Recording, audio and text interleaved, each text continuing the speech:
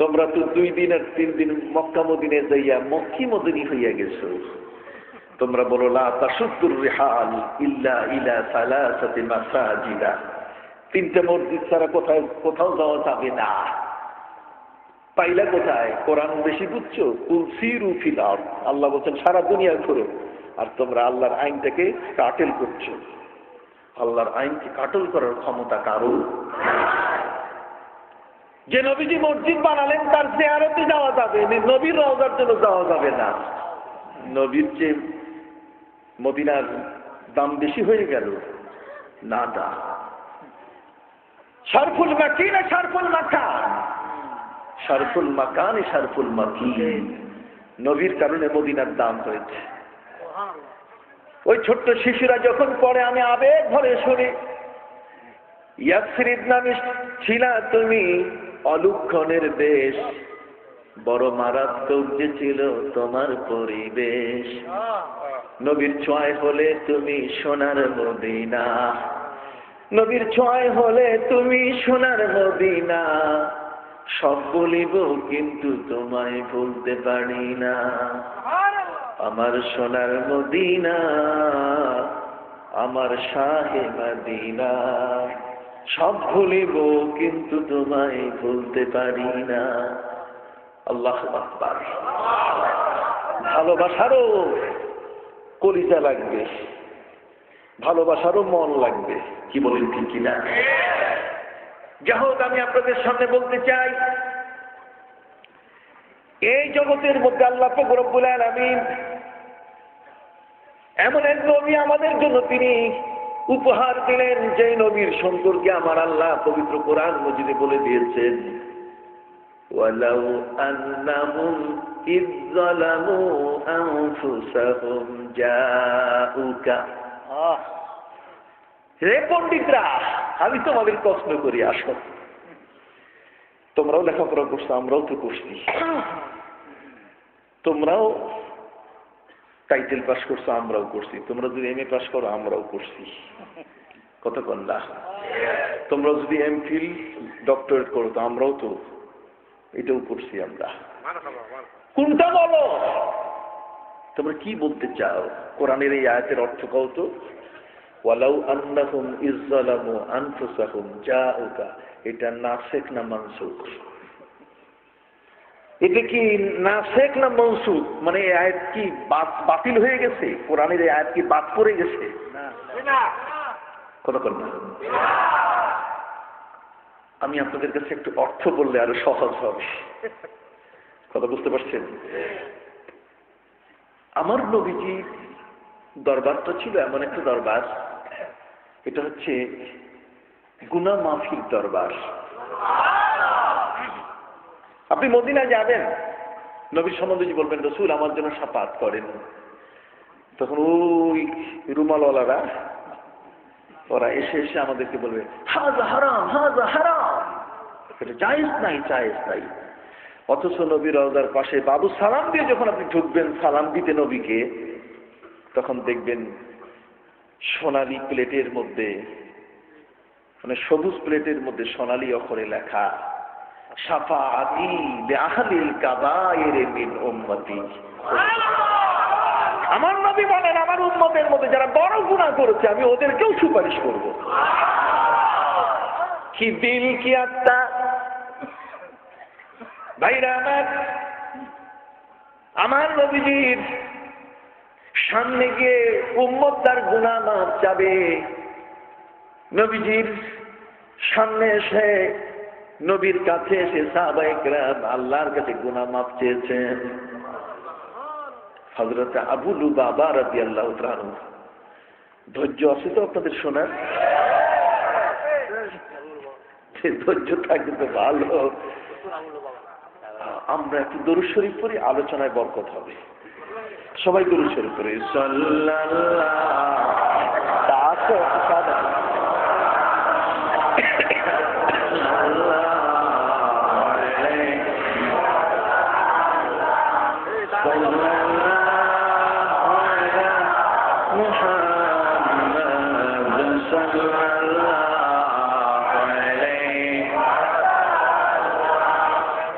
أزكى النسب أعلى الحسب كل العرب في خدمته صلى الله على صلى الله عليه صلى الله على محمد صلى الله عليه হযরত আবু লুবাবা রাদিয়াল্লাহু তাআলা আনহু সরল সোজা মানুষ ছিলেন, কথা বলেন না? তিনি ছিলেন কি? সরল সোজা মানুষ। আরবের মক্কার কাফেরেরা হযরত আবু লুবাবা থেকে গোপন খবর নেয়ার উদ্দেশ্যে প্রশ্ন করেছিল, আবু লুবাবা বলো তো মুসলমানদের শক্তি কেমন, মুহাম্মদ রাসূলুল্লাহ সাল্লাল্লাহু আলাইহি ওয়াসাল্লামের শক্তি কেমন? তখন আবু লুবাবা রাদিয়াল্লাহু তাআলা মুখে না বলে ইশারা দিয়ে বলছেন, তার মানে এবার ধরলে তোমাদেরকে আর মুসলমানরা ছাড়বে না। হযরত আবু লুবাবা রাদিয়াল্লাহু তাআলা তার ব্রেনের মধ্যে বিষয়টা ধরা পড়ে গেল, হায় মুসলমানের গোপন খবর ফাঁস করে দেওয়া উচিত হয় নাই, কাফেরদের কাছে মুসলমানের গোপন শক্তির বিষয়টা বলা ঠিক হয় নাই। হযরত আবু লুবাবা রাদিয়াল্লাহু তাআলা এটাকে গুনাহ মনে করে, অপরাধ মনে করে, গুনাহ মাফির জন্য তিনি নবীর মসজিদের একটি পিলারের সাথে, খাম্বার সাথে নিজকে রশি দিয়ে পেঁচায় বন্দী করলেন। ফজরের নামাজের সময় আমার নবী মসজিদের ভিতরে ঢোকার সাথে সাথে তিনি দেখে অবাক হয়ে গেলেন, কিরে রশি দিয়ে পেঁচানো একজন মানুষকে, কাছে গিয়ে তিনি দেখলেন আবু লুবাবা। বলেন কি হয়েছে তোমার?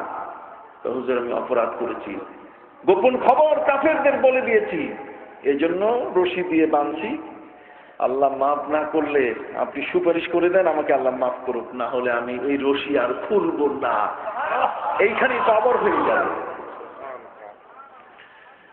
নবীজি বলেন আবু লুবাবা যাও আমি আল্লাহকে বলে দিচ্ছি। আবু লুবাবা বলছেন হুজুর বলে দিলে হবে না, আমি তো আমাকে বেঁধে ফেলেছি, শুধু নামাজের সময় রশি খুলে নামাজে শরীক হন, আর নামাজ শেষ হয়ে গেলে আবার রশি দিয়ে বাঁধবেন, নাহলে আপনি আবার কইবেন যে উনি নামাজ ছাড়াই বাঁধতে থুইছে নিজকে। কত বুদ্ধিমান যে আছে তার শেষ আছে। এই জন্য আমাদের বক্তৃতায় আমরা এবার এগুলো আবার পালিশ করে যাই, যে যাতে মাঝখানে সুই ঢুকাবার জায়গা না থাকে, না হলে সুই একটা ঢুকাই দিবে, সোনামুখী সুইও তো আছে, বড়টা না পারুক ছোটটা ঢুকাই দিবে। সম্মানিত সুধী, হযরত আবু লুবাবা রাদিয়াল্লাহু তাআলা আনহু বাধা অবস্থায় কোথায় নিজকে বাঁধলেন? নবীর মসজিদে।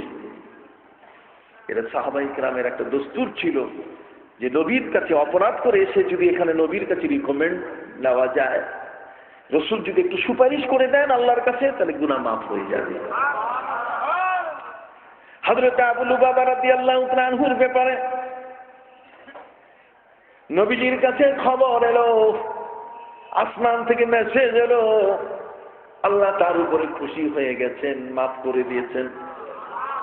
নবীজি ফজরের সময় হযরত আবু লুবাবাকে বলছেন, আবু লুবাবা মাফ হয়ে গেছে, তুমি এখন রশি খুলে যাও। হযরত আবু লুবাবা বললেন, হুজুর মাফ হয়ে গেছে, রশি খুলে যাব, হুজুর মাফ চাই। আমার মাফ হয়েছে কিনা তা তো আমি বুঝার কোনো ক্ষমতা নাই আমার, আমি বুঝবো ওই মুহূর্তে যদি আপনি খুলে দেন। কি অভিমানী, রাসূল নিজে হাতে খুলে দিলেন।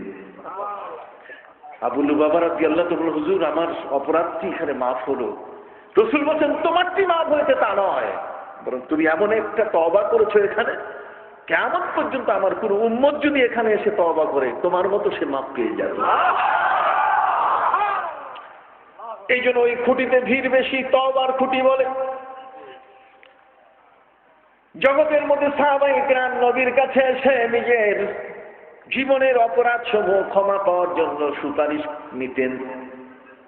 একজন গ্রামীণ মানুষ, গ্রাম থেকে সে আসছে, তার ইচ্ছা হলো নবীর কাছে ক্ষমা চাইয়া আল্লাহর কাছে সে মাপ পেয়ে যাবে। লোকটি আসার পরে দেখে আমার নবীজি 3 দিন আগে ইন্তেকাল করে গেছেন।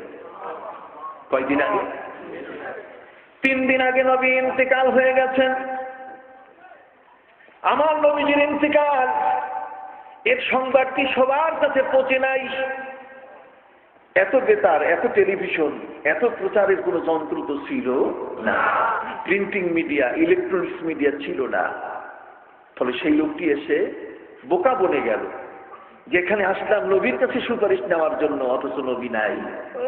তার রওজা মোবারকের উপরে যে মাটিগুলো, এগুলো পর্যন্ত সাহাবায়ে কেরাম শোকে এত কাতর যে তারা সেটাকে সমান করেন নাই।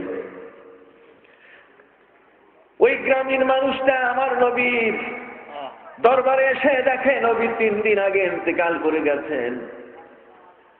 কি করবে এখন? মাফ সুপারিশ নেবেন কার কাছে? নাই। যাওয়ার আগে কবিতা লিখে যাচ্ছে। কি কবিতা? কবিতা লিখে যাচ্ছে। আদৌ যদি জীবনে কোনোদিন নবীর মদিনা যাওয়ার সুযোগ হয়ে যায়, দেখবেন নবীজি রওজার সামনে যে 2টা খুঁটি, খুঁটিটার গলার মধ্যে ওই কবির কবিতার অংশগুলো লেখা আছে। কবিতার কবিতায় সেই লোকটি, গ্রামীণ মানুষটা, বেদুইন মানুষটা, বুদ্ধ মানুষটা, দেহাতি মানুষটা, গ্রামের মানুষটা নবীর দরবার থেকে ফেরার সময় কবিতা লিখে যাচ্ছে। কবিতার শেষ অংশ, নফসিল ফিদাউ লিকাবরিন আনতা সাকিনুহু, নফসিল ফিদাউ লিকাবরিন আনতা সাকিনুহু। ওই বোকা পণ্ডিত, শিয়াল পণ্ডিতদের কই, যারা কয় নবীর রওজায় যাওয়া যাবে না জিয়ারত করার। অর্থ করো দেখি। উনি তো বলছেন একজন গ্রামীণ মানুষ, যদি এটা হারামেই হইতো বলা, সৌদিরা তো খুব কঠোর। কথা বুঝতে পারছেন? এই কবিতাটাকে তারা ওইখানে লিখে রাখতো না। গ্রামীণ মানুষটা লিখে যায়, নফসিল ফিদাউ লিকাবরিন, জীবন উৎসর্গ করলাম এই কবরের জন্য, এই রওজা মোবারকের জন্য। হে রাসূল আনতা সাকিনুহু, যে কবরে আপনি বাসিন্দা, এই কবরের উপর আমার জীবন সুপে দিলাম। সুবহানাল্লাহ।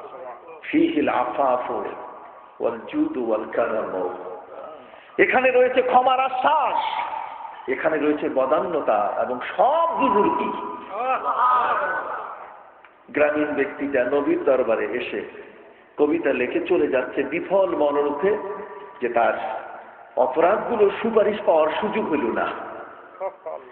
যখনই কবিতা রচনা করে কিছু দূর যায়, রওজা মুবারাকা থেকে আওয়াজ বের হয়। আমার নবীজি ডাক দিয়ে বলেন, রে দেহাতি গ্রামীণ মানুষটা শোনো, আমি আমার আল্লাহর কাছে তোমার জন্য সুপারিশ করে দিয়েছি। আল্লাহ তোমার জীবনের গুনাহগুলো মাফ করে দিয়েছে।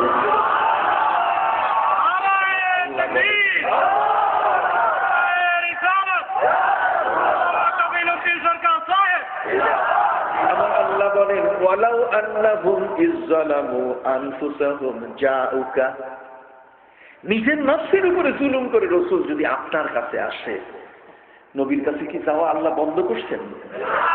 বলো, নবীর কাছে তোমরা যেতে দেবে না। যদি ওই হাদিস হয়, তাহলে কোরআনের আয়াত দিয়ে হাদিস বাতিল হবে। কথা বুঝেন নাই? যদি নফসে কাতির সাথে, কোরআনের কোন নফসে কাতির সাথে যদি কোন জন্নির তারুজ হয়, দ্বন্দ্ব হয়, তাহলে সেখানে জন্নি অর্থাৎ হাদিস টিকবে না, আয়াত বহাল থাকবে। কথা বুঝতে পারছো? অসুলি কায়দা, অসুলি নিয়ম কানুন আছে, বুঝতে পারছেন কথা? কিন্তু ওই হাদিস দিয়ে এই আয়াতের কোন প্রকার বাধা সৃষ্টি করা হয় নাই, এটাই বাস্তব। রে ভাইরা, বাইতুল মোকাররম মসজিদ কোন দেশে? বাংলাদেশ। আপনার মনে চাইলো বাড়ি থেকে আপনি বাইতুল মোকাররম মসজিদে যাইয়া নামাজ পড়বেন, জুমার নামাজ। এই বাংলাদেশের মধ্যে কোনো মুফতি নাই যে আপনাকে বলে দিতে পারবে যে আপনার বাড়ির জুমার মসজিদ থেকে বাইতুল মুকাররমে যাওয়ার কারণে আপনার সওয়াব বেশি পাইছেন। বাইতুল মুকাররমে যাওয়ার কারণে আপনার সওয়াব বাড়বে না।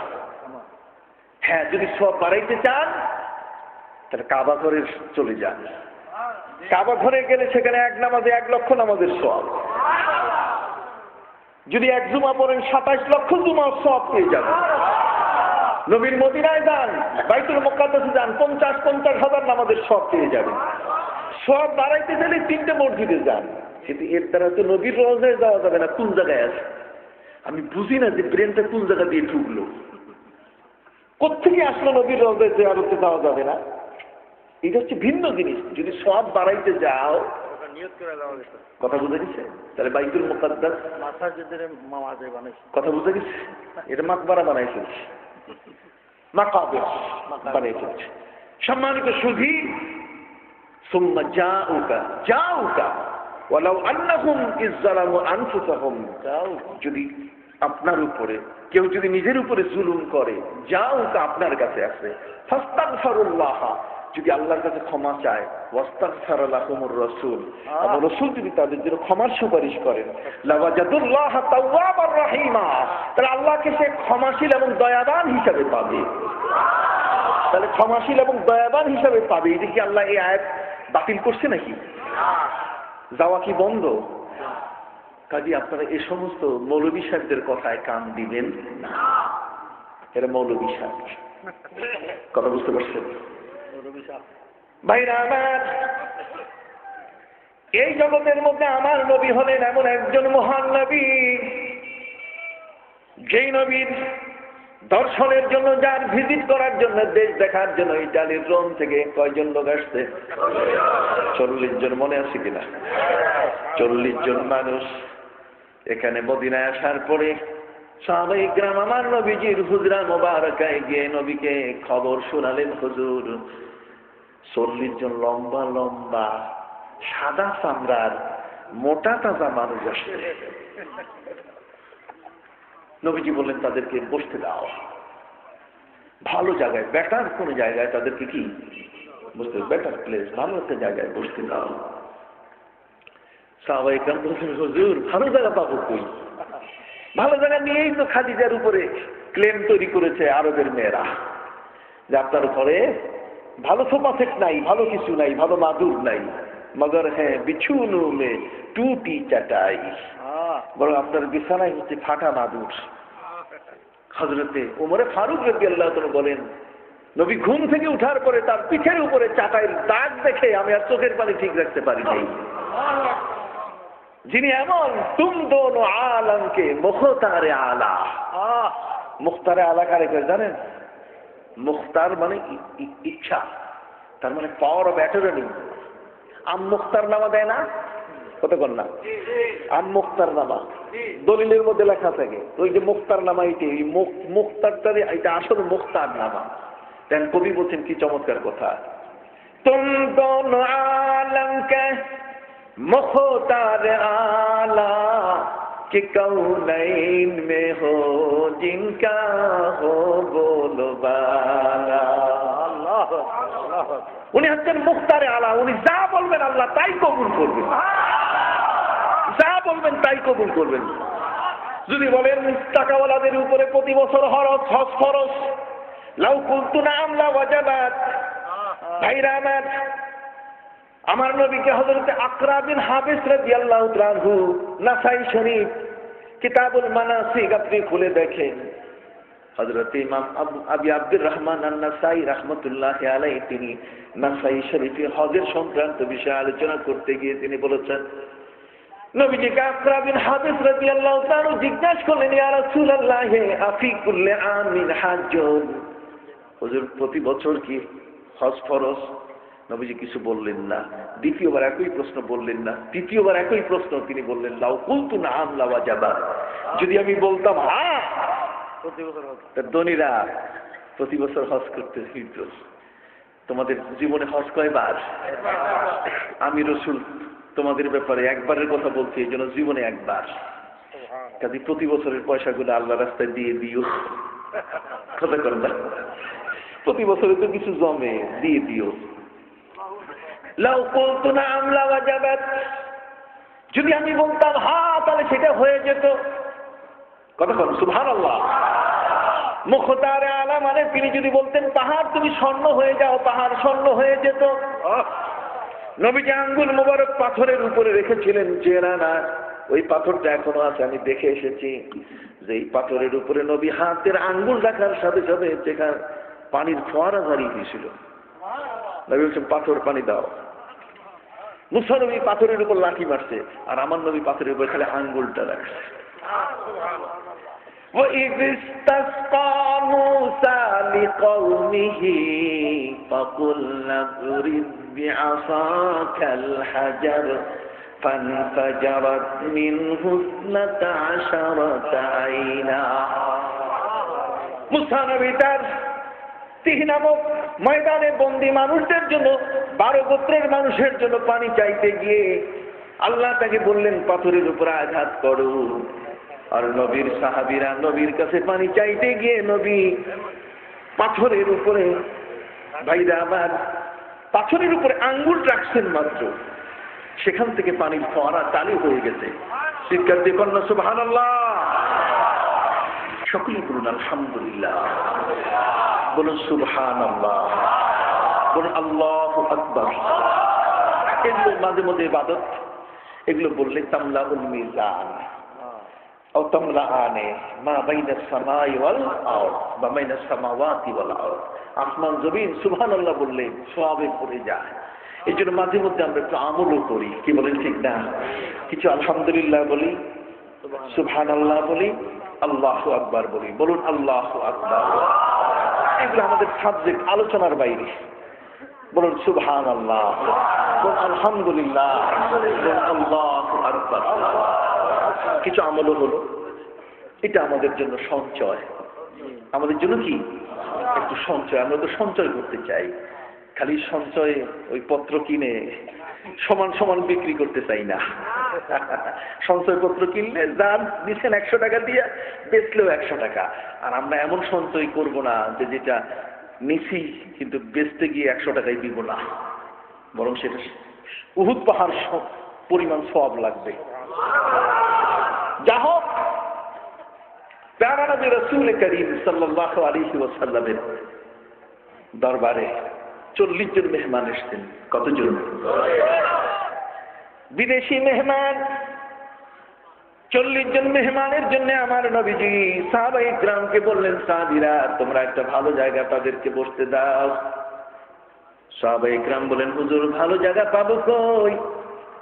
ভালো জায়গা পাবো কই? নবীজি বললেন, ভালো জায়গা তোমরা তালাশ করে দেখো। সাহাবায়ে কিরাম বলেন, হুজুর সুন্দর বাংলো নাই, চমৎকার ম্যাট্রেস নাই, মাদুর নাই, গদি নাই, এমন কিছু নাই যেখানে মেহমানদের বসতে দেয়া যায়। নবীজি বলেন, ভালো জায়গা দেখো। সাহাবায়ে কিরাম বলেন, হুজুর ভালো জায়গা আছে, আর সেটি হলো খেজুরের গাছের ছায়ার ওদেরকে বসতে দেই। নবীজি বলেন, না, এখানে নয়, এর চেয়ে ভালো জায়গা দেখো। করো না, এর চেয়ে কি? সাহাবায়ে কিরাম বলছেন, খেজুর গাছের নিচের ছায়া বসে, ছায়া পড়ে, ছায়ার মধ্যে বসতে দেই। আমার নবী বললেন, না, এরা হলেন ঊর্ধ্বতন কর্মকর্তা। এদের মধ্যে কেউ তো সৌরবিদ, সৌরবিজ্ঞানী, কেউ তো ভূমণ্ডল বিজ্ঞানী, ভূবিজ্ঞানী, কেউ তো গাণিতিক, গণিত বিশেষজ্ঞ, কেউ রাজনীতিক, কেউ ডাক্তার, কেউ ইঞ্জিনিয়ার, কেউ আর্কিটেক্ট, কেউ ডিজাইনার, কেউ প্ল্যানার। এক একজন এক এক টাইপের বিভিন্ন পদের মানুষ। 40 জন হুদা আসে নাই, মগজগুলো ক্রিম পার্সন, এলিট পার্সন যারা, তারা আসছে। নবীজি বলেন, না, যদি তোমরা খেজুর গাছের ছায়ায় বসতে দাও ইজ্জত গেল। ভালো জায়গা দেখো, বেটার প্লেস চয়েস করো।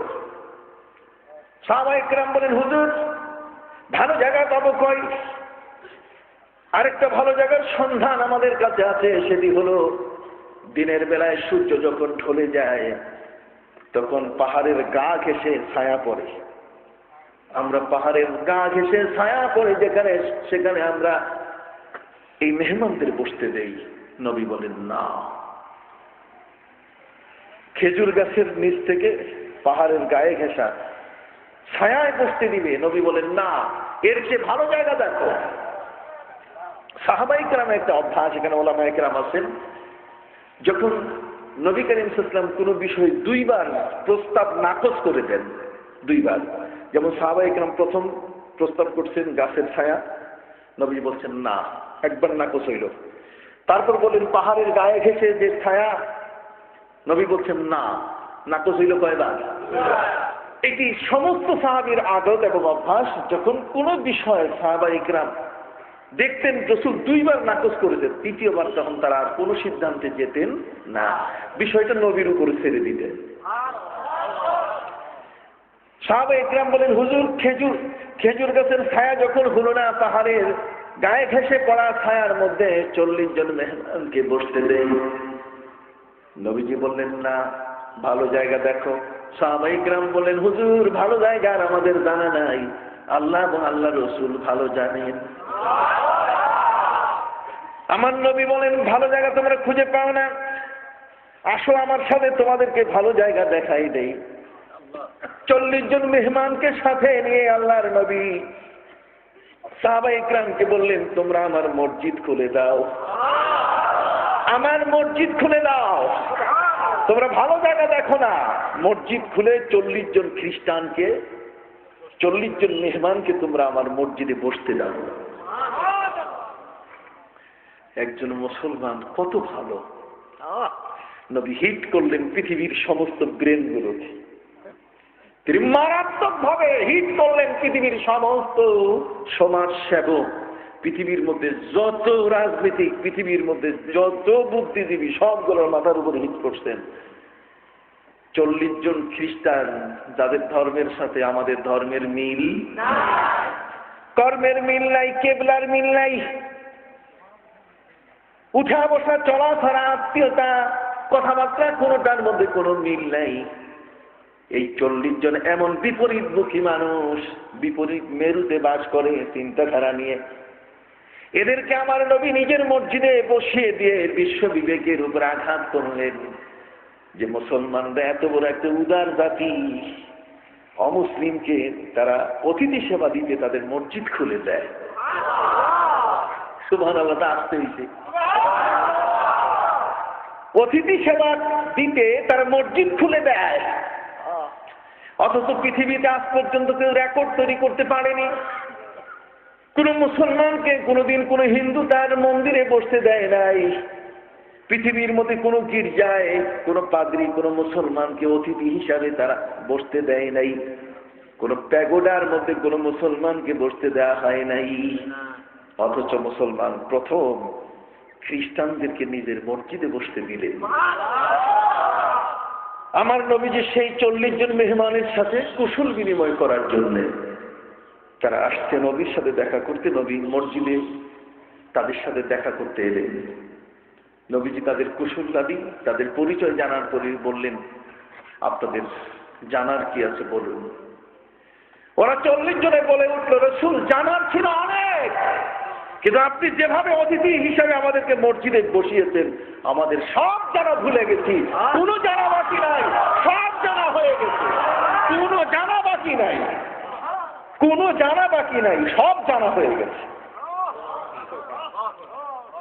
নবীজি বললেন, না, আমি শুনেছি আপনাদের মধ্যে সৌরবিজ্ঞানী আছে, সৌরবিজ্ঞানের প্রশ্ন আমার কাছে করতে চায়, ডাক্তারের প্রশ্ন করতে চায়, রাজনীতিকের প্রশ্ন করতে চায়। সালু আন্নি উজিবু লাকুম, তোমরা আমার কাছে প্রশ্ন করো, সকল প্রশ্নের উত্তর আমি দিয়ে দিব। অথচ তার সম্পর্কে আমার আল্লাহ বলেন, মা কুনতা তাতলু মিন ক্বাবলিহি মিন কিতাব, মা কুনতা তাতলু মিন ক্বাবলিহি মিন কিতাবিন ওয়ালা তাখুতুহু বিয়ামিনিকা ইযাল লারতাবাল মুবতিলুন। সুবহানাল্লাহ। হে নবী, আমি আপনাকে তৌরাত পড়াই নাই, জবুর পড়াই নাই, ইনজিল পড়াই নাই, আপনার লেখাকে আমি স্টপ করে রেখেছি। আমার তর্জমাগুলো মনে থাকবে তো? আপনার লেখাটাকে আমি কি করছি? মানে লেখা জানেন না এমন না, বন্ধ করে রেখেছি, আমি স্টপ করে দিয়েছি। আমি আল্লাহ পারি আপনার লেখা কি করতে? স্টপ করতে, চালু করে দিতেও পারি। এটা হলো আদবের তর্জমা। মনে থাকবে? মনে থাকবে? রসুলকে কিভাবে আপনি অ্যাপ্রোচ করবেন, আপনার অ্যাপ্রোচিংটা, সম্বোধনটা হতে হবে এমন যাতে বেআদব না হই। কথা বুঝতে পারছি? আদব। নবী বলেন, আদাবানি রাব্বি ফাহসানা তাদিবি। আল্লাহ, আমি আদব শিখছি কার কাছে? আল্লাহর কাছে। এই জন্য আমার আল্লাহ বলছেন, এমন আদবের নবী, যা চাইছে আমি সব দিয়ে দিচ্ছি। সমস্ত নবী খুশি করেছে আমাকে। সমস্ত নবীর আয়োজন ছিল আমি আল্লাহকে খুশি করতে, আর আমি আল্লাহর সমস্ত আয়োজন হচ্ছে আমার নবীকে খুশি করতে। খোদা খোদা দর ইন্তজারে হামদে মানিস, খোদা দর ইন্তজারে হামদে মানিস, মোহাম্মদ চশ্ম বরায়ে সালামি। আল্লাহু আকবার। আমার নবীর মুখে আল্লাহ শব্দ বের হোক, এটা আল্লাহ চান। নবী মুখ বন্ধ করলে আল্লাহ অস্থির হয়ে যায়। খোদা দর ইন্তজারে হামদে মানিস, মোহাম্মদ চশ্মে বরায়ে সালামি। সেই নবীর প্রতি আমার আল্লাহর এত বড় আস্থা, কবিতার ভাষায় বলেছেন, খুদা মদহ আফরি মুস্তাফা বাস, খুদা মদহ আফরি মুস্তাফা বাস, মোহাম্মদ হামিদ হামদে খুদা বাস। সারা পৃথিবীর কোন মানুষ যদি আমার নবীকে নবী বলে স্বীকার না করে, ওয়াকাফা বিল্লাহি শাহিদা, আল্লাহ যদি আমার নবীকে, আমার রসুলকে যদি রসুল বলে স্বীকার করে, তাহলে জগতের কেউ স্বীকার করুক আর নাই। ওইরকম আবু জাহাল, আবু লাহাবকে আল্লাহ মরুপ্রান্তরে পুঁতে ওদেরকে দুনিয়া থেকে বিদায় করে দিয়েছেন, ধাক্কাইয়া দায়ী করে দিয়েছেন। কি বলি ঠিক না? নবীর সাথে বেয়াদবি যারা করেছে আল্লাহ তাদেরকে ছাড়েন নাই। পৃথিবীর মধ্যে আবু লাহাব ছিল বিশ্ব সুন্দর। আবু মানে বাপ, আর লাহাব মানে আগুন, আগুনের বাবা, তার মানে বিশ্ব সুন্দর। এর বউটার নাম ছিল উম্মে জামিল। উম্মুন মানে মা, জামিল মানে সুন্দর, উম্মে জামিল মানে বিশ্ব সুন্দরী। উম্মে জামিল পৃথিবীর শ্রেষ্ঠ সুন্দরী ছিল তার বউটা, ঘরের স্ত্রীটা। আমার নবীর পথে কাঁটা দিত। আবু লাহাব আমার নবীর গায়ে পাথর মেরে বলেছে, আলেহাযা জামাতানা তাব্বাল্লাকা ইয়া মুহাম্মদ, এ কারণে তুমি পাহাড়ের পাশে জমা করেছো তোমার পথে আনার জন্যে, নসিহত করতেছো ওই পাশ থেকে কেউ আসলে সশস্ত্র বাহিনী বিশ্বাস করি কিনা, আমরা তো তোমাকে বিশ্বাস করি। এরপরে শেষোক্ত কথা যে, চাচা আমি মনে করছি আপনারা জাহান্নামের উপরে দাঁড়ানো আছেন, আসেন জান্নাতে যাই, এই জন্য তুমি জমা করেছো, আমাদেরকে একত্রিত করেছো, তুমি ধ্বংস হও। আল্লাহ বলছেন নবী ধ্বংস হবে আর তুমি বেঁচে থাকবে। নো, তাব্বাত ইয়াদা আবি লাহাবিন ওয়া তাব, মা আগনা আনহু মালুহু ওয়া মা কাসাব। আল্লাহ বলেন, আবু লাহাব তুমি ধ্বংস হয়ে যাও। ইন্নাল্লাযীনা ইউযুনাল্লাহা ওয়া রাসূলাহু লা'নাহুমুল্লাহু ফিদ দুনিয়া ওয়াল আখিরাহ ওয়া আ'আদ্দা লাহুম আযাবাম মুহিনা। আবু লাহাব নবীকে বলছে ধ্বংস হও, আর আল্লাহ বলেন তুমি তোমার দুই হাত ধ্বংস হও। কেউ তারে বাঁচাতে পারে নাই। প্লেগ রোগ, টাউন রোগে তার গায়ের বস্ত্র খুঁজে পড়া শুরু করেছে। গ্রামের লোক বলছে এইটারে রেখে লাভ নাই, এটা মরুভূমিতে ফালাই দিয়ে আসি। ফালাই দেওয়ার পরে বিশ্ব সুন্দর গেল মরুভূমির মাটির তলে। কথা বোঝেন নাই? বিশ্ব সুন্দর গেল রসাতলে। বুঝতে পারছেন কথা? বিশ্ব সুন্দরী যেটা নবীর পথে কাটা দিত তার স্ত্রী। আমার আল্লাহ বলছেন দাঁড়াও, স্বামীটা তো পুঁতে ফেলছি, আর তোমারে আমি ফকিন্নির বাচ্চা বানাবো। বেয়াদবি করছে কার সাথে? নবীর সাথে বেয়াদবি করার কারণে আল্লাহ তারে ফকিন্নির বাচ্চা বানাবেন কই দিয়েছেন। ওই ফকিন্নির বাচ্চা কেমনে আসেন আমার সাথে পড়েন, তাহলে বুঝবেন।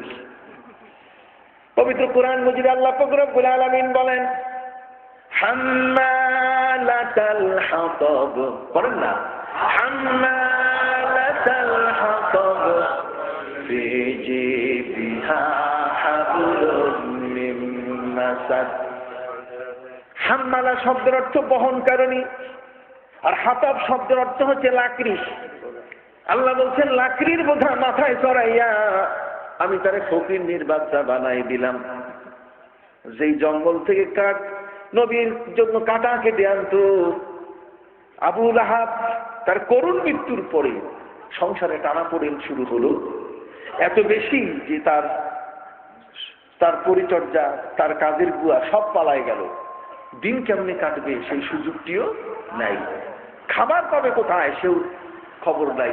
যেহেতু আগে জঙ্গলে যাওয়ার অভ্যাস ছিল, এই জন্য আল্লাহ বলছেন জঙ্গলে যাইয়া এখন সে লাকড়ির বোঝা কইরা মাথার মধ্যে নিয়া বাড়ি বাড়ি করে কেউ লাকড়ি নিবেন ভাই, লাকড়ি নিবেন ভাই, লাকড়ি নিবেন ভাই। আল্লাহ বলছেন হাম্মালাতাল হাতাব। বুঝতে পারছেন?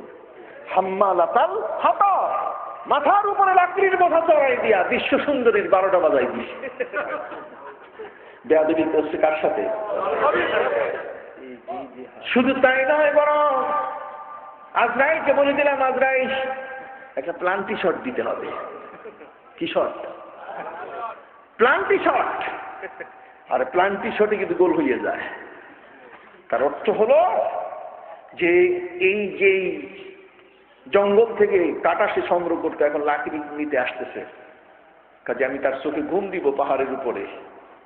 ওই গলায় সেই ঝুলিতেই আছে যেই ঝুলিতে ভরে কাটা ভরে আমার নবীকে কষ্ট দিত এই না। কথা বুঝতে পারছেন? সম্মানিত সুধী, ঘুম আসলো চোখে। আজরাইলকে বললেন আল্লাহ তাআলা লাথি মারো একটা। এক লাথিতেই দার্জিলিং গেছেন, উপরের পাহাড়ের থেকে নিচু কেমনে, উপর থেকে নিচে পড়তে পড়তে এমন ভাবে পড়া শুরু করলো যে গলার যে থলিটা এটা পাথরের চৌকা পাথরের মধ্যে ঢুকে গেল, আর গলার যে হাতলটা ওই যে ব্যাগের যে ধরার জায়গাটা এটা অটোমেটিক তার গলায় ফাঁস হয়ে গিয়ে ওইখানেই ঝুলে সে মারা গেল। তাহলে নবীর সাথে বেয়াদবি করলে আল্লাহ কি তারে ছাড়েন? নবীর সাথে বেয়াদবি করেছে আব্দুল্লাহ ইবনে কামসা। ওই উহুদের ময়দানে যে নবীর দাঁতে তীর মেরেছিল বেঈমান। আমি 21 বছর মক্কা মদিনায় যেতে যেতে আমার বারবার শখ, মনের ইচ্ছা যে লোকটার জীবনের কি হয়েছে। আল্লাহ তো ছাড়েন নাই, নবীর সাথে বেয়াদবি যারা করেছে তাদেরকে তিনি ছাড়বেন না, কোরআনে বলেছেন লাআনাহুমুল্লাহু ফিদ দুনিয়া ওয়াল আখিরাহ। অতএব কি হয়েছে তার খুঁজতে খুঁজতে তার ইতিহাস খুঁজে পেলাম। যে লোকটার তীরের আঘাতে নবীর দাঁত পড়ে গেছে, দাঁত ভেঙে গেছে, সেই লোকটার বংশে আজ পর্যন্ত যত ছেলে মেয়ে জন্ম নেয় কারো একটা দাঁতও নাই। আল্লাহ ওই গোটা বংশের মধ্যে দাঁত উঠা বন্ধ করে দিয়েছে, কিন্তু নবীর দাঁত ফেলে দিয়েছে। আপনারা কি বুঝতে পারছেন? অতএব ভাইরা আমার, নবীর সাথে বেয়াদবি করা যাবে না। সেই নবীর দর্শনে, সেই নবীর কাছে ইটালির 40 জন ব্যক্তি উপস্থিত। আল্লাহর নবী বলেন তোমরা প্রশ্ন করো। ওরা বলছে হুজুর প্রশ্ন করবো কি, উত্তর তো পেয়ে গেছি, প্রশ্ন আসে না। নবী বলেন তারপরও করো, প্রশ্ন করো। বয়স্তু মুআল্লিমান, আমি শিক্ষক হয়ে আগমন করেছি, তোমরা আমারে প্রশ্ন করো। সালু আন্নি উজিবু লাকুম।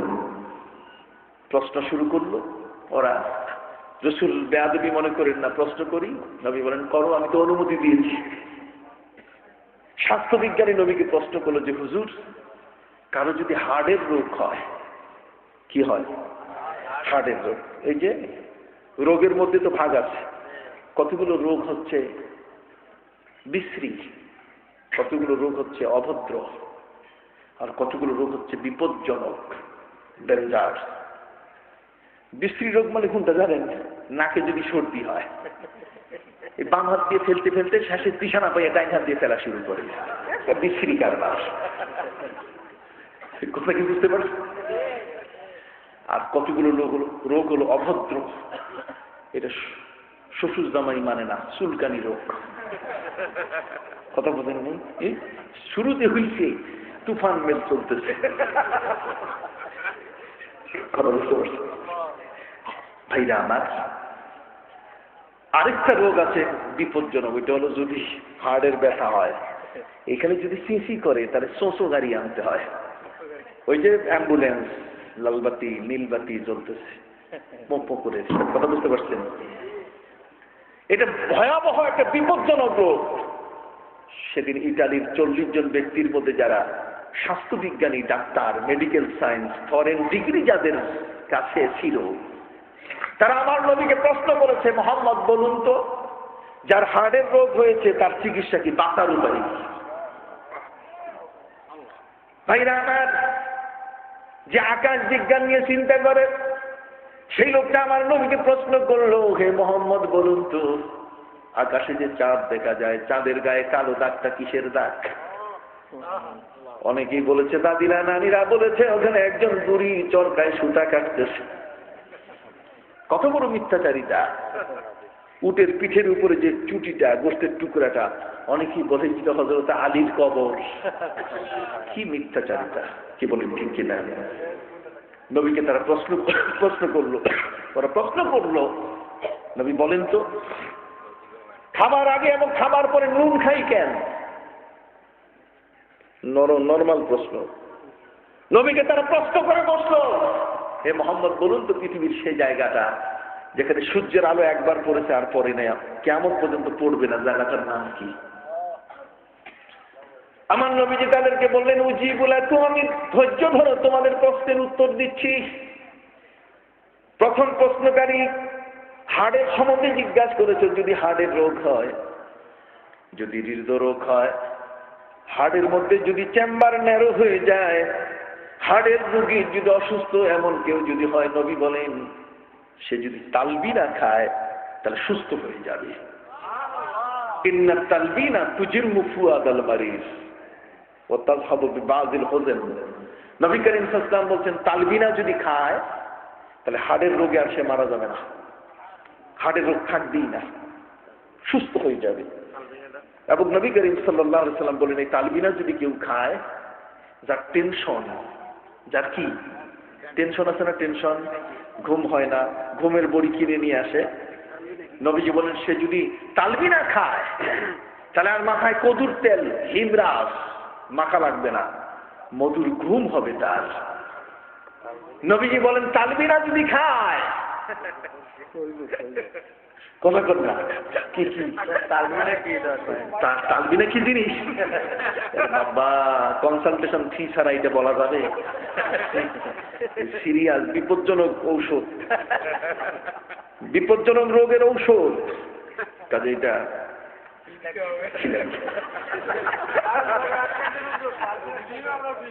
যে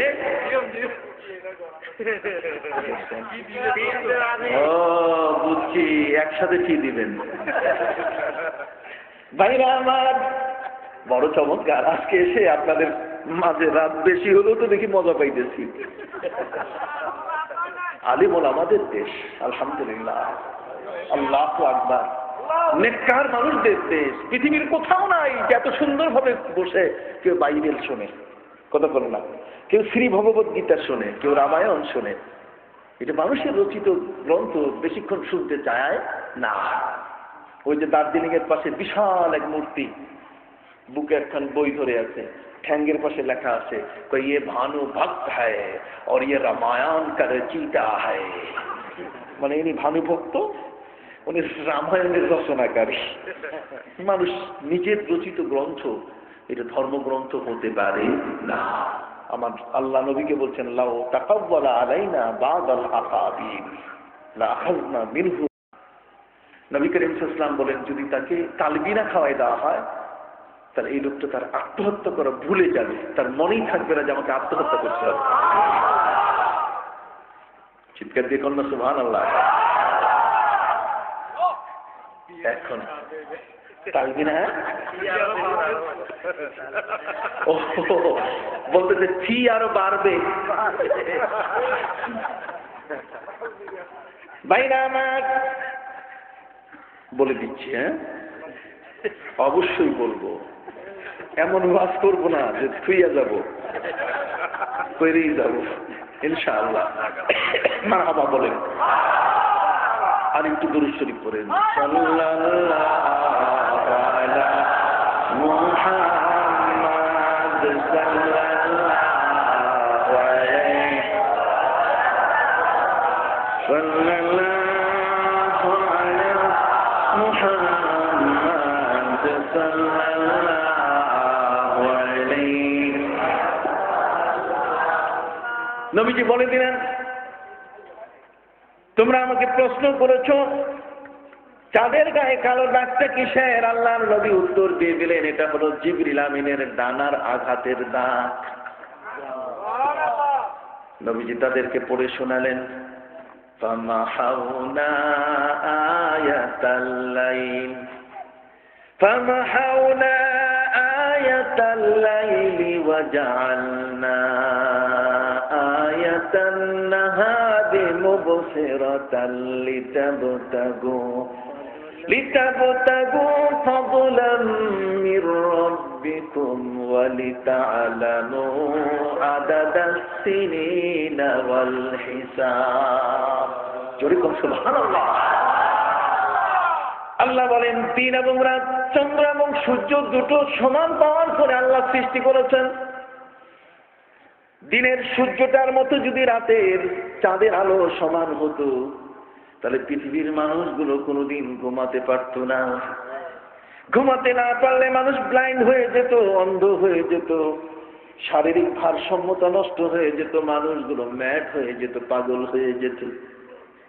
ভাইরা আমার, এই জন্য আল্লাহ পাক রব্বুল আলামিন চাঁদের আলো কমায় দেওয়ার জন্য জিবরিল আমিনকে বললেন, রে জিবরিল, তুমি তোমার ডানাগুলো দিয়ে চাঁদের আলোটা তুমি কমায় দাও, যেহেতু আমি আল্লাহ ঘোষণা করেছি, ওয়াজআলনা নাওমাকুম সুবাতা ওয়াজআলনাল লাইলা লিবাসা, আমি নাহারা মাআশা।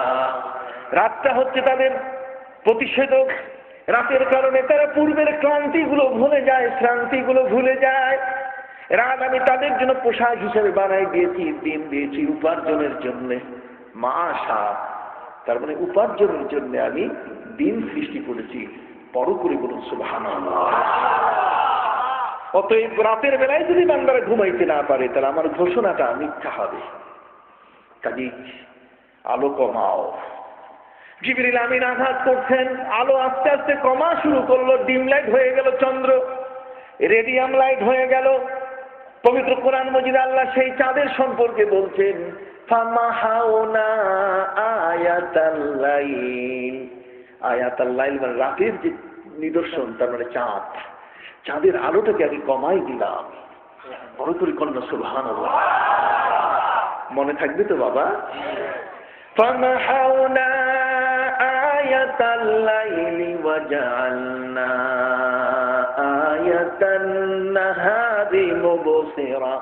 মুবসিরা শব্দের অর্থ হলো শুধু চোখে দেখলেই নয়, চোখে তো সাধারণত দেখবেন, বরং আলোটা এত বেশি শুধু চোখে উপরটাই দেখবেন না, ভিতরটা পর্যন্ত দেখা যাবে। পাওয়ারটা এত বেশি সূর্যের। এই জন্য আমার আল্লাহ বলেন, রাতের আলোটাকে কমাই দিলাম, দিনের আলোটাকে এমন ভাবে বাড়িয়ে দিলাম যাতে করে বান্দা আর কোন লাইটের তোমার প্রয়োজন না হয়।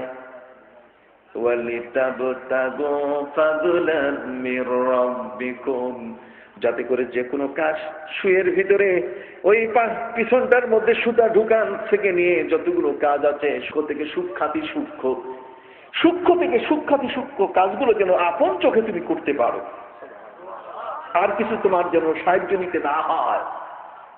ওয়ালিতাবতাগু লিতাবতাগু ফাদলান মির রাব্বিকুম, মানে রিজিক তালাশ করবে। ফাদল মানে এখানে রিজিক তালাশ করবে। ওয়ালিতা'লামু আদাদাস সিনিনা ওয়াল হিসাব, তোমার মেয়ের বিবাহের তারিখ ঘোষণা করবে। যদি রাত আর দিন না থাকতো তাহলে ঘোষণা করতে পারতে না। কন্যা সুবহানাল্লাহ।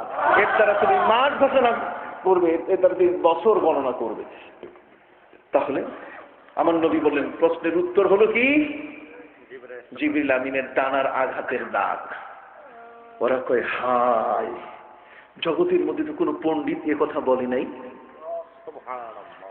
ওরা নবীর কাছে জানতে চেয়েছে, বলুন তো, খাবার আগে পরে নুন খাই কেন? কি খায়? লবণ না নুন? এই লাগবে গোলমাল এখন আমার সাথে। লবণ কইবেন না নুন কইবেন? গোসল করবেন না চান করবেন?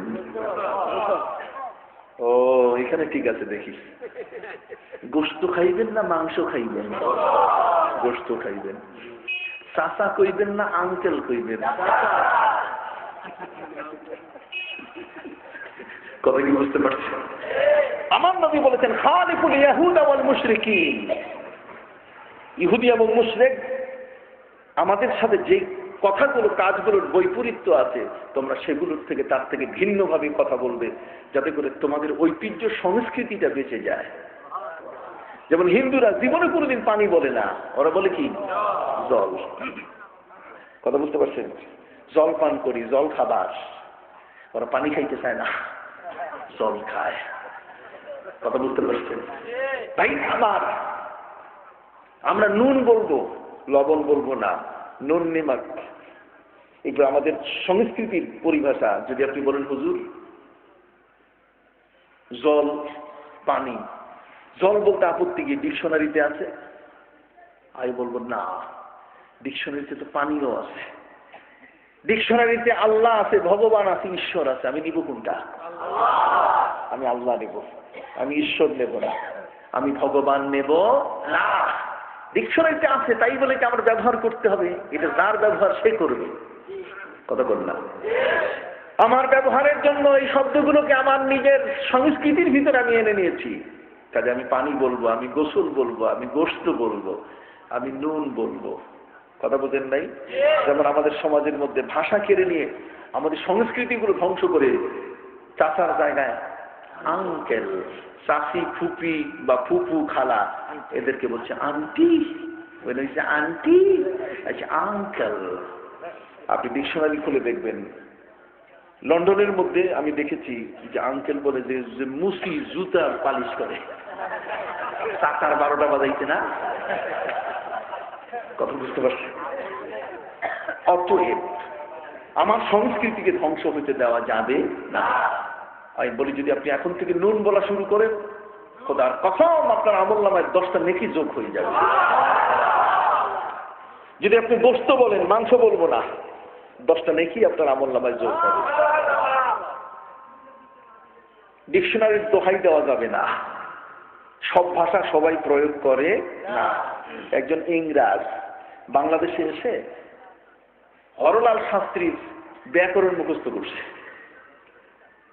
ব্যাকরণ মুখস্থ করার পরে সে দাবি করতেছে যে আমি যে বাংলা বলি, আমার তো সুন্দর বাংলা তোমার ভাইস চ্যান্সেলর বলতে জানে না। বাংলা মায়ের ছোট্ট একটি শিশু বলছে, ইংরাজ সাবধান, এই দেশে তুমি যদি 1000 বছরও থাকো, আমি যেভাবে বাংলা বলবো তুমি সেভাবে পারবে। এটা আমার ভাষা, এটা তোমার নয়। তুমি এত সুন্দর বলতে পারবে না। ইংরেজ বলছে, কেন? বাংলাদেশ এবং আমেরিকা বন্ধু আছে। বন্ধু কয় না, বন্ধু। তোমার বাংলা তো বন্ধু, বন্ধু না। কথা বুঝতে পারছেন? কে বলে আমি তোমার চেয়ে ভালো বাংলা জানি? চলো ইংরেজ, তাহলে তোমাকে পরীক্ষা করবো, পরীক্ষা যদি পাশ করো তাহলে সার্টিফিকেট দেবো, না হলে না। কই চলো। নিয়ে গেছে একটা নদীর পাশে। কোথায় নিয়ে গেছে? নদীর কাছে নিয়ে গেছে। নদীর ওই পারে মাঝি নৌকার মধ্যে দুপুর বেলায় মাটির চুলার মধ্যে জাল দিয়া খাবার পাকাচ্ছে, ভাত সিদ্ধ করতেছে, চাউল সিদ্ধ করতেছে। কথা বুঝতে পারছেন? তো এই বাংলা মায়ের শিশুটা বলছে ইংরেজকে, ইংরাজ, ওই মাঝিটাকে তুমি ডাকো, আমরা পার হয়ে যাব। ডাকো বাংলা ভাষায়। কথা বুঝতে পারছেন? ইংরেজির তো হরলাল শাস্ত্রীর ব্যাকরণ মুখস্থ। এখন ডাকা শুরু করছে, হে কান্ডারি, তুমি তোমার তরণী লইয়া তপে আসো, আমরা সমবিহারে পার হইয়া যাইব। মাঝি সঙ্গায় ফুক দিতেই আছে, ও পাট পাকাইতেছে, খবর নাই, কারণ 14 গোষ্ঠীও জানে না যে কান্ডারি হয়ে গেছে, তো মাঝি। কিন্তু ইংরেজ ব্যবহার করছে অভিধানের ভাষা কি কান্ডারি, কাজে সব ভাষা সব জায়গায় ব্যবহার হয় না। কথা কি বুঝতে পারছি? জীবনও মাঝি জানে না। আমি যেখানে চালাইলাম গোটা জীবনে চালাইতেছি, এটা নৌকা, এটা যে তরণী হয়ে গেছে, ও মাঝির খবর নাই। জীবন ভর কুলে নৌকা ফিরাইছে, এটা যে তটে হয়ে গেছে তার খবর নাই। বাংলা মায়ের শিশু, ওই ছেলেটি ইংরেজকে বলছে, কই তোমার বাংলা তো শোনে না, বুঝে না, কি বাংলা তুমি শিখছো? আমি ডাকি, কয় ডাকো তো। ছোট্ট শিশুটা, ছোট বাচ্চাটা এখন ডাকতেছে, রামাটা মাঝি, আবার দেখুন না, তাড়াতাড়ি আয় নৌকা নিয়ে। মাঝির মাথা ছাড়াইতেছি, আইতেছি আইতেছি। দেখছেন, কাজে ডিকশনারির সব ভাষা সবার জন্য নয়। কথা বুঝতে পারছেন ভাইরা আমার? আমি আপনাদের খেদমতে বলতেছিলাম, নবীজির কাছে প্রশ্ন করেছে ওরা, ওই 40 জন মেহমান যে নবী খাওয়ার আগে পরে নুন খায় কেন? ওই নুন থেকে কথাটা আসছে, ঠিক আছে? নবীজি বলেন আলীকে, আলী তুমি একটু ভালো করে বুঝাই দাও। ইয়া আলী ইবদা তুআমাকা বিল মিলহি ওয়া আখদিম বিল মিলহি ফাইন্নাল মিলহা শিফাউন মিন কুল্লি 70 দা। রে আলী, খাবার আগে পরে যদি কেউ নুন খায়, আমার নবী বলেন আল্লাহ তাআলা তাকে 70টি রোগ থেকে বাঁচিয়ে দেন। ওরা বলা শুরু করলো, হুজুর বলেন 70টা রোগ। নবীজি বলা শুরু করলেন অমিনহা ওয়াজুল আবরাজ। নবী বললেন যদি কারো গায়ের চামড়া যদি সাদা হয়, সেতি রোগ হয়, আছে না সাদা হয় চামড়া, আমার নবী বলেন খাওয়ার আগে পরে নুন খাইলে তার সাদা চামড়া সাদা হবে না, আবার আস্তে আস্তে পূর্বের কালার চলে আসবে, চামড়া ভালো হবে। ওয়ামিনহা ওয়াজুল আবরাজ, আল্লাহর নবী বলেন ওয়ামিনহা ওয়াজুল আদরাস। নবী বলেন যদি কেউ খাবার আগে পরে মুখে নুন দেয়, নুন খায়, তাহলে মৃত্যুর আগ পর্যন্ত তার একটা দাঁত নষ্ট হবে না, পাইরিয়া রোগ হবে না কখনো, দুর্গন্ধ থাকবে না কখনো মুখে, যদি খাবার আগে পরে কি নুন খায়। আমার নবী উত্তর দিলেন অমিনহা ওয়াজুল বাতান, খাবার আগে পরে যদি কেউ নুন খায় তাহলে তার ডিহাইড্রেশন, কখনো পেটের মধ্যে কলেরা রোগ হবে না। চিৎকার দিয়ে বলুন না সুবহানাল্লাহ। কি হবে না? কলেরা রোগ হবে না। এর থেকে বিজ্ঞানীরা এই হাদিস থেকে গবেষণা করে ওর স্যালাইন আবিষ্কার করছে। ওর এটা নুনের হাদিস, কতক্ষণ না, কিসের হাদিস? নুনের হাদিস থেকে ওর স্যালাইন আবিষ্কার করেছে। কথা বুঝতে পারছেন? ভাইদের খেদমতে আরজ করতে চাই, আমার নবীকে ওরা প্রশ্ন করেছিল, কে মোহাম্মদ বলুন তো এমন একটি জায়গা যেখানে সূর্যের আলো একবার পড়েছে কিয়ামত পর্যন্ত আর পড়বে না। নবীজি বললেন হযরতে মুসা নবী যখন নীল নদ পাড়ি দিচ্ছিলেন, রাস্তা হয়ে গেছিল, সূর্যের আলো রাস্তায় পড়েছিল, পার হয়ে যাওয়ার পরে হাত্তা ইযা আদরাকাহুল গারাক, দুই দিকের পানি যখন মিশে গেল, ওই জায়গাটা এমন ভাবে পানি দিয়ে বন্ধ হয়ে আছে, কিয়ামতের আগ পর্যন্ত সূর্যের আলো সেখানে কোনোদিন পড়বে না। ওরা অবাক হয়ে আমার নবীকে বলছেন হুজুর আপনি যে তথ্যগুলো দিতেছেন আমরা আগেই বলছি, আপনাকে প্রশ্ন করতে চাই নাই, আপনি তো উত্তর দিয়ে দিচ্ছেন সব মসজিদে বসাইয়া। এমন অতিথি সেবা করছেন যে অতিথি সেবার আর কোনো তুলনাই হয় না। আমার প্যারা নবী, আমার নবীজিকে তারা জিজ্ঞাসা করলো হুজুর তালবিনা কি জিনিস? এটা তো বুঝে আসে নাই। কত কর না ফি বাড়াই দিবে কইছে। তালবিনা কি জিনিস? তালবিনা খেলে টেনশন থাকে না, তালবিনা কাউকে খাওয়াই দিলে আত্মহত্যা ভুলে যায়, তালবিনা খেলে একটা মানুষের হার্ট সুস্থ হয়ে যায়। নবীজি বলেছেন ইন্নাত তালবিনা তুজিবু ফুয়াদাল মারিজ, বুখারী শরীফ 2য় খণ্ড 850 পৃষ্ঠা, বাবুত তালবিন। ইন্নাত তালবিনা তুজিম্মু ফুআদাল মারিদ ওয়া তাযহাবু বিবাদিল হুজন। নবী করিম সাল্লাল্লাহু আলাইহি ওয়াসাল্লাম বলেছেন তালবিনা খেলে তার হার্ট শক্তিশালী হয়ে যাবে, হার্ট পাওয়ারফুল হয়ে যাবে। কথা বুঝতে পারছেন? নবী বললেন তালবিনা জানতে চাও, তালবিনা হচ্ছে লবণ থেকে আসছে, লবণ তালবিনা ভাবে তাফিল, এটা লবণ থেকে আসছে। লবণ মানে দুধ। এক গ্লাস দুধ সর হবে না, সর থাকবে না, নন ফ্যাটাবল, ননি মুক্ত, সর মুক্ত, সর উঠাইয়া বাচ্চাদের খাওয়াই দেবেন। এক গ্লাস দুধ, এক গ্লাস পানি, দুধ আর পানি একসাথে মিশাইয়া জাল দেওয়ার সাথে সাথে সেখানে দিবেন 2 চামচ বার্লি, অ্যারারট, রবিনসন বার্লি বাজারে পাওয়া যায়। বার্লি দিয়ে যখন আপনার মোটামুটি থক করে উঠলো, সিদ্ধ হয়ে গেল, নামাইয়া একটু গরম থাকতেই স্লাইট একটু মধু মিশাই দেবেন। এইটার নাম হলো তালবিনা। রাতের খাবারে যদি কেউ খাবার পরিবর্তে 40 দিন পর্যন্ত খায়, আপনি দেখবেন তার হার্টের ব্লক আস্তে আস্তে সরে যাবে। ইন্নাত তালবিনা তুজিম্মু ফুআদাল মারিদ, এটা এত পাওয়ারফুল একটা জিনিস। আমার নবী বলেন এটা যদি কেউ খায় তাহলে মধুর ঘুম হবে, তার ট্যাবলেট কিনে ঘুম আনতে হবে না। আমার নবী বলেন শুধু তাই নয়, বরং এটা এমন যদি এটা কাউকে খাওয়াই দেওয়া হয় তাহলে সে আত্মহত্যা করা ভুলে যাবে। যেরকম সুবহানাল্লাহ। নবীজি মেহমানদের বসালেন কোথায়? একজন মুসলমান কে, তার পরিচয় এখান থেকে পাওয়া যায়। কি বলেন? একটি মুসলমানের আদর্শ এই জায়গা থেকে পাওয়া যায়। এই জন্য ভাইরা আমার, এমন একটা পরিচয় যে পরিচয়কে গোপন করার কোনো সুযোগ নাই। মনে আছে না? এমন একটা পরিচয় যে পরিচয়টা গোপন করার কোনো সুযোগ নেই। মুসলমান গাছের নিচে গেলে গাছ বলে আল্লাহ, এই মুসলমানটা যেন দীর্ঘ সময় পর্যন্ত আমার ছায়ার নিচে থাকে। কেন?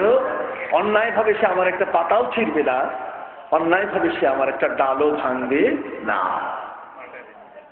হযরত উমর ফারুক রাদিয়াল্লাহু তাআলা আনহু শাসন আমলে ইরাকের একটি এলাকায় কিছু অমুসলিমের বসবাস ছিল। হিন্দু, বৌদ্ধ, খ্রিস্টান সেখানে বাস করত। হযরত উমর ফারুক রাদিয়াল্লাহু তাআলা আনহু তিনি তাদের পাহারাদারির জন্য মুসলিম সৈন্যদের নিয়োগ করলেন। মুসলিম সৈন্যদের পাহারাদারি চলছে। হাজরিন, একটি পর্যায়ে 3 বছর পর তিনি আবার পুনরায় আদেশ দিয়ে তাদেরকে তুলে নেওয়ার ব্যাপারে যখনই হুকুম করলেন, তখন হিন্দু, বৌদ্ধ, খ্রিস্টান নেতারা হযরত উমর ফারুক রাদিয়াল্লাহু তাআলার কাছে আবেদন করেছিল যে হুজুর উমর, আপনি মুসলমানদেরকে তুলে নিয়েন না। কেন? এরা পাহারা দেওয়ার কারণে আমাদের কোন নারীর ইজ্জত নষ্ট হয় নাই আজ পর্যন্ত। আমাদের এই সমাজের মধ্যে মদ, জুয়া, আফিম, গাঁজা কিচ্ছু নাই। চিৎকার দিয়ে বলুন সুবহানাল্লাহ। ওয়ামান আহসানু কাওলাম মিম্মান দাআ ইলাল্লাহি ওয়া আমিলা সালিহান। একজন মুসলমান এর চেয়ে বড় পরিচয় কি হতে পারে? নিজকে সে পরিচয় দিবে ইন্নানি মিনাল মুসলিমিন, আমি একজন মুসলমান। তার কথা, কাজ, তার আমল, সে এক জমি 3 বেচা দিবে না। আসলে এক জমি প্রথম বেচা দিয়ে মেয়ের বিয়ে দেয়, দ্বিতীয় বেচা দিয়ে ওই জমি, দ্বিতীয় বেচা দিয়ে হজে যায়, আবার তৃতীয় বেচা দিয়া সিঙ্গাপুরে চিকিৎসায় যায়। খবরদার, মিথ্যা, অন্যায়, অপরাধ থেকে মুক্ত থেকে একজন মুসলমানকে থাকতে হবে একজন অত্যন্ত নেককার মানুষ হিসাবে। এই জন্য আমার নবী সাল্লাল্লাহু আলাইহি ওয়াসাল্লাম এতিমখানা করলেন। কথা বল না, কি খুলছেন? এতিমদের হাতে কি দিলেন? কোরআন। চতুর্দিকে নাম ছড়িয়ে পড়লো আমার নবীর। ইহুদি খ্রিস্টানরা দেখলো মোহাম্মদ তো নাম কুড়াই নিলেন, তার নাম তো চতুর্দিকে ছড়িয়ে পড়া শুরু করলো যে তিনি শিশুদের তিনি অভিভাবক হয়ে গেছেন। এই জন্য ইহুদি খ্রিস্টানরা মিলে একত্রিত হয়ে তারা সিদ্ধান্ত নিল যে নবীর এতিমখানা থেকে এতিম চুরি করতে হবে। আমার নবীর এতিমখানা থেকে এতিম চুরি করবে ওরা এই কারণে যেহেতু নবীর ঘরে মাছ চলে যায়, চুলায় আগুন জ্বলে না, খাবার নাই ঠিক মতো। 9 জন এতিম চুরি করছে। কয়জন? খুব মনে রাখবেন, 9 জন এতিম চুরি করছে নবীর এতিমখানা থেকে। এই ছোট্ট শিশুদের, এতিমদেরকে তারা ইহুদি এবং খ্রিস্টান নেতারা জিজ্ঞাসা করছে, নিশ্চয়ই মোহাম্মদের ঘরে তোমাদের কষ্ট হচ্ছে। ওনার ঘরে মাছ দেয়, চুলে আগুন জ্বলে না, সাবান নাই, কাপড় নাই, তোমাদের শিশু শ্রম তিনি নিচ্ছেন, তোমাদের দ্বারা খাটাইয়া তোমাদের উপরে নির্যাতন করছেন, কি বলো ঠিক না? তখন এই ছোট্ট 9 জন শিশু সেদিনকে তাদের মুখ থেকে জবান দিয়েছিল, মুখ জবানি দিয়েছিল, বলবো আপনাদেরকে? তিরমিজি শরীফে সেটা রেকর্ড করে শোনানো হয়েছে। ইমাম হাকিম তিরমিজি বলেছেন, এই শিশুরা সেদিন বলেছে ওই খ্রিস্টান নেতাদের কাছে, ইহুদি নেতাদের কাছে, লাকাদ ওয়াজাদতু আবান খায়রাম মিন আবি ওয়া লাকাদ ওয়াজাদতু উম্মান খায়রাম মিন উম্মি। মুহাম্মাদের ঘরে আসার পরে এমন অভিভাবক পেয়েছি যিনি আমাদের বাবার চেয়ে উত্তম। মুহাম্মাদের ঘরে এসে এমন মা পেয়েছি যিনি আমাদের মায়ের চেয়ে উত্তম। লাকাদ ওয়াজাদতু আবান খায়রাম মিন আবি ওয়া লাকাদ ওয়াজাদতু উম্মান খায়রাম মিন উম্মি। আমরা কাজের মেয়ে কাজ না করলে ওই যে খুন্তি আছে, এটা গরম খুন্তি সেক দেই। হায় হায়, মুসলমান থেকে কখনো করতে পারে না। আমার নবীর ঘরে ছোট্ট শিশুরা রিপোর্ট করছে, লাকাদ ওয়াজাদতু আবান খায়রাম মিন আবি, এমন বাবা পেয়েছে যিনি আমাদের বাবার চেয়ে কি উত্তম, এমন মা পেয়েছি যিনি আমাদের মায়ের চেয়ে কি উত্তম। সেই নবীর উম্মত আমরা, কি বলে? কাজে আসুন আমরা যেন ইসলামের উপরে, ইমানের উপরে, আকীদা এবং বিশ্বাসের উপরে সুপ্রতিষ্ঠিত থাকি। আল্লাহ আমাদের কবুল করুন, যেন আমিন। আল্লাহুম্মা আমিন। ربنا ظلمنا أنفسنا وإن لم تغفر لنا وترحمنا لنكونن من الخاسرين. ربنا لا تدع لنا ذنبا إلا غفرته ولا عيبا إلا سترته ولا هما إلا فرجته ولا دينا إلا أديته ولا مريضا إلا شفيته ولا حاجة من حوائج الدنيا والآخرة إلا قضيتها يا أرحم الراحمين. رب العالمين নিজমেহাট পাইলট উচ্চ বিদ্যালয় প্রাঙ্গণে আয়োজিত আজকের আজিমুশান ওয়াজ ও দোয়ার মাহফিলটিকে আল্লাহ আপনি কবুল মঞ্জুর করে না। রব্বুল আলামিন আপনার ওলি হযরত শাহরাস্তি রাহমাতুল্লাহি আলাইহি পাশে শুয়ে আছেন, এমন একজন মহান বুজুর্গের পাশে এই মাহফিলটি অনুষ্ঠিত হলো। আমার এই মুহূর্তে পৃথিবীর কোন গোসায়, কোন জায়গায়, কোন অলি বান্দা হাত পেতে বসে আছেন জানা নাই। আয় আল্লাহ, সেই অলি বান্দাদের হাতের সাথে আজকের মাহফিলের দোয়াটি আল্লাহ কবুল করে না। আমার এই বাংলার জমিনে এই মুহূর্তে এমন কোন সময় বাংলার মাটিতে যায় না যেই সময় আয় আল্লাহ নিষিদ্ধ সময় ছাড়া অন্তত 1.5 লক্ষ মানুষ সেজদায় পড়ে থাকে না। নিশ্চয়ই এই গভীর রজনীতে মাবুদ অনেক তাহাজ্জুদ গুজার মানুষ তাহাজ্জুদের প্রস্তুতি নিচ্ছেন, আবার কেউ বা দোয়ায় হাত পেতে মশগুল হয়ে আছেন। আল্লাহ তাদের দোয়াগুলোর সাথে আজকের মাহফিলের দোয়াটি কবুল করে নাও। রব্বুল আলামিন এই মুহূর্তে পবিত্র কাবা মুশাররফার অঙ্গন জুড়ে যারা দোয়া করছেন, হাজরে আসওয়াদ চুমু দিতে দিতে যারা দোয়া মুনাজাত করছেন, আয় আল্লাহ মাকাম ইব্রাহিমের পাশে বসে যারা দোয়া করছেন, আয় আল্লাহ যারা সাফা মারওয়ার মাঝখানে সাই করতে করতে দোয়া করছেন, রব্বুল আলামিন তাদের দোয়াগুলোর সাথে আজকের এই মাহফিলের দোয়াটি কবুল করে না। রব্বুল আলামিন মদিনা মুনাওয়ারায় আদবের সাথে নবীজির রওজা মুবারাকার সামনে যারা জিয়ারতে মশগুল, আল্লাহ তাদের হাতগুলোর সাথে আজকের দোয়া মাহফিলটি আল্লাহ আপনি কবুল করে নেন। সুপারিশ ছাড়া আল্লাহ কিয়ামতের ময়দানে জান্নাতে যাওয়ার কোনো উপায় থাকবে না। আয় আল্লাহ যার সুপারিশ পেলে কিয়ামতের ময়দানে নাজাতের কোনো উপায় নাই। মাবুদ, এমন এক মহান নবীর উম্মত আমরা যার হাতে থাকবে জামে কাউসার, যিনি মাকামে মাহমুদের মালিক হবেন। কিয়ামতের ময়দানে যার হাতে জান্নাত খোলার চাবি থাকবে। রব্বুল আলামিন, দয়া করে এমন নবীর উম্মত হিসাবে আমাদের জীবনের গুনাহ খাতাগুলো মাফ করে দেন। রব্বুল আলামিন, সূচনা থেকে এ পর্যন্ত যতবার দরুদ শরীফ পড়া হয়েছে, তাসবিহ, তাহলিল, তেলাওয়াত, জিকির, আজকার হয়েছে, মিলাদ ও কিয়াম হলো, আল্লাহ তামামের হাদিয়াগুলো সোনার মদিনায় নবীজির রওজা মুবারকায় বখশিশ করে দান। আম্বিয়া মুরসালিন